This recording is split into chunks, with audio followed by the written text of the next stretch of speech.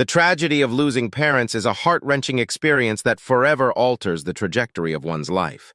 It is a profound loss that shakes the very foundation of a person's being, leaving an indelible void that can never be completely filled. When parents are taken away prematurely, a profound sense of abandonment and grief engulfs the surviving individual. The pillars of love, guidance, and support that once stood unwaveringly are suddenly gone, leaving them adrift in a world that feels foreign and hostile. The loss of parental figures disrupts the natural order of life and forces the bereaved to navigate uncharted territory. The absence of parents amplifies the longing for their presence. The familiar voices, the comforting touch, and the reassuring presence become treasured memories to hold on to amidst the grief. Their absence is a constant reminder of the irreplaceable role they played in shaping one's identity and nurturing their dreams. The loss of parents reverberates across every aspect of life. Practical matters that were once taken for granted now become overwhelming challenges. Basic necessities, financial stability, and decisions that require parental guidance become burdens to bear alone. The weight of responsibilities can be suffocating as the safety net that parents provide is suddenly removed. Emotionally, the void left by the loss of parents is profound. Waves of grief, anger, guilt, and confusion crash upon the shore of the bereaved soul. The longing for a connection that can never be restored lingers as the deep-rooted bond with parents is severed. Questions of what if and why haunt the grieving process as they grapple with the unfairness of life's circumstances. However, amidst the tragedy, strength and resilience can emerge. The absence of parents can inspire a deep sense of self-discovery and personal growth.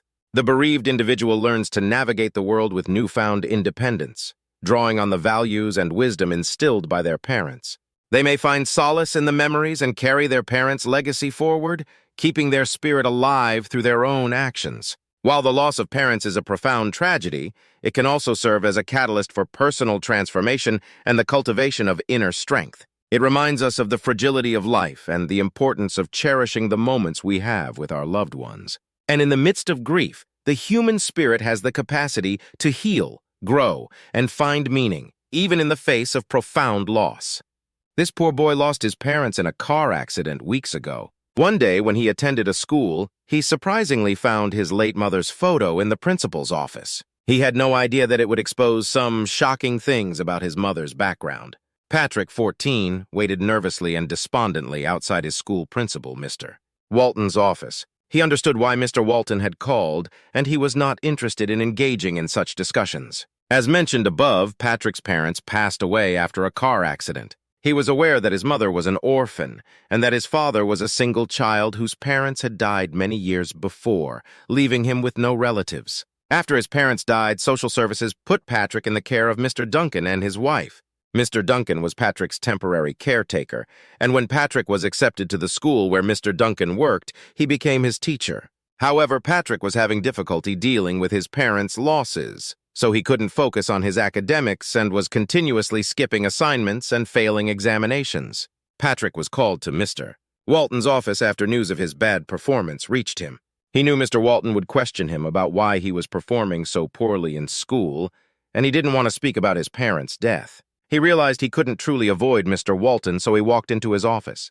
Patrick apologized. "I'm sorry, Mr. Walton." But it wasn't totally his fault. He was so obsessed with his parents and how he would react to Mr. Walton's queries that he neglected to knock. As he stood at the door, he pondered why Mr. Walton was worried when he saw him go in and what he was attempting to conceal. "It's okay.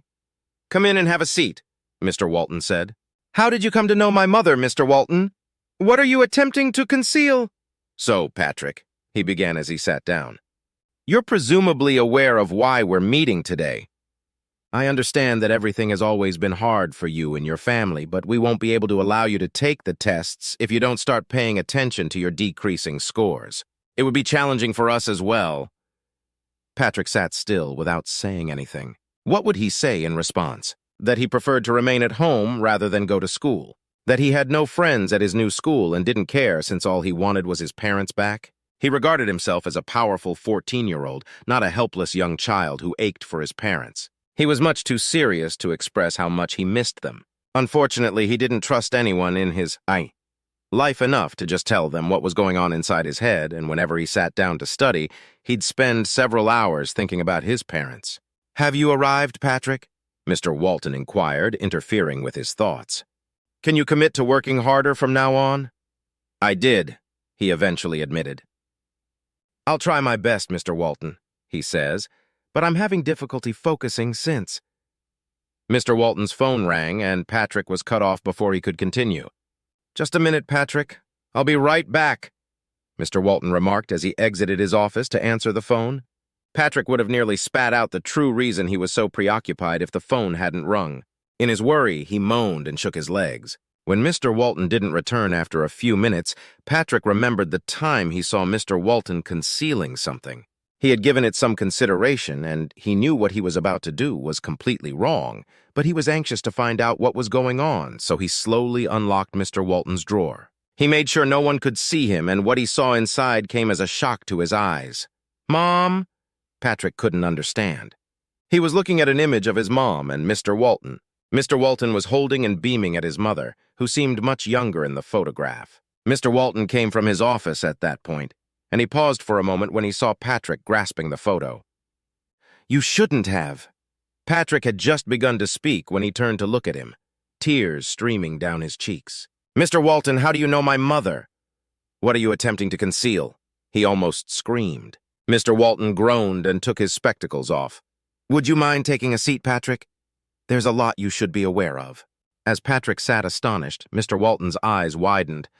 He didn't know what to say to Patrick, but he knew the moment had come. He exposed himself to be Patrick's grandpa and the father of Patrick's mom. Stella fell pregnant with her boyfriend's kid 15 years ago, when she was 17 years old. Mr. Walton expelled her because her partner refused to take accountability for Patrick, and because he was opposed to her pregnancy.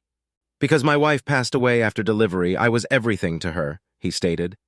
"When I began missing your mom, I knew I'd made an awful mistake by throwing her out. I begged her pardon, but it was too late. She'd met your father, was content with her family, and didn't want me around. Patrick, she was a powerful lady. Your mom was one of the bravest individuals I've ever met, even though she had no one to help her. I was feeling very bad about what I did. My heart bled for you when I realized that your parents had passed away and that you were alone. So I begged Mr. Duncan to become your guardian and defend you. I was too nervous to look you in the eyes."